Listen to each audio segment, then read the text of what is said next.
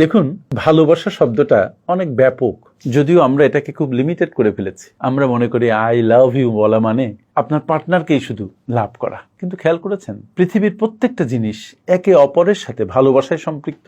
ঈশ্বরের আমাদের প্রতি ভালোবাসা, প্রত্যেক জীবের প্রতি ভালোবাসা, আপনার প্রতি অন্যের ভালোবাসা, অন্যের প্রতি আপনার ভালোবাসা। কিন্তু একটা জিনিস আমরা খুব মিস করে যাই, সেটা হচ্ছে নিজের প্রতি নিজের ভালোবাসা। নিজেকে ভালোবাসা বলতে আমরা স্বার্থপরতা বুঝি। নো, নিজেকে ভালোবাসা বলতে আমরা বুঝি নিজেকে কেয়ার করা, নিজেকে আপডেট করা, নিজের স্বার্থের দিকে, নিজের স্বাস্থ্যের দিকে খেয়াল করা, আপনজনদের কেয়ার করা, নিজের দায়িত্বগুলোকে সঠিকভাবে পালন করা, অন্যের দায়িত্ব সম্পর্কে বোঝা, এবং বিশেষ করে নিজেকে কোনো অন্যায় কাজে প্রবিষ্ট না করানো, সম্পৃক্ত না করানো। আমরা যদি সত্যিকার অর্থে নিজেদেরকে ভালোবাসতে পারি, তাহলে এই পৃথিবী অনেক সুন্দর হয়ে উঠবে। শুধু খেয়াল করতে হবে যেন আমরা শুধু স্বার্থের বেড়াজালে নিজেদেরকে আটকে না ফেলি। স্বার্থের বেড়াজালে যখন আপনি নিজেকে আটকে ফেললেন, তখন আপনি একজন সংকীর্ণ মানুষে পরিণত হলেন। আপনি আর মানুষ থাকলেন না, আপনি আস্তে আস্তে একটা অমানুষে রূপান্তরিত হলেন। সো আপনাকে ভেবে দেখতে হবে যে আপনি কি নিজেকে ভালোবেসে নিজেকে অমানুষে রূপান্তরিত করবেন, নাকি সমাজে বৃহত্তর কল্যাণে নিজেকে ছড়িয়ে দিবেন। চলুন নিজেকে অন্যের প্রয়োজনে, অন্যের কাজে সম্পৃক্ত করি, নিজেকে বিলিয়ে দেই,